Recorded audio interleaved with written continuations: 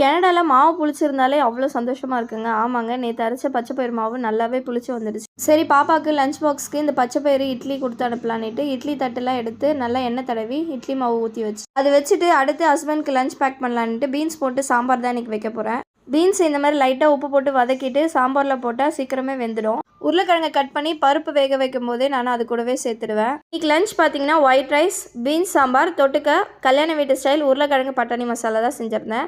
First பாப்பாவுக்கு lunch back பண்ணிடலான்ட்டு பாப்பாவுக்கு செஞ்ச பச்சை பயிறு இட்லி ஓப்பன் பண்ணி பார்த்தேன். நல்லா சூப்பராகவே வெந்திருந்தது. இது கூடவே நெய்யும் சாம்பார் ஊற்றி பாப்பாவுக்கு லஞ்ச் பேக் பண்ணிட்டேன். ஹஸ்பண்ட்க்கு எப்போவுமே நான் குழம்பு ஊற்றி சாப்பாடு கிளறியே பேக் பண்ணிவிடுவேன். அதே மாதிரி பேக் பண்ணிவிட்டு மேலே கொஞ்சம் குழம்பு ஊற்றி வச்சா நம்மளுக்கு சாப்பாடு சீக்கிரமாகவே ட்ரை ஆகாது.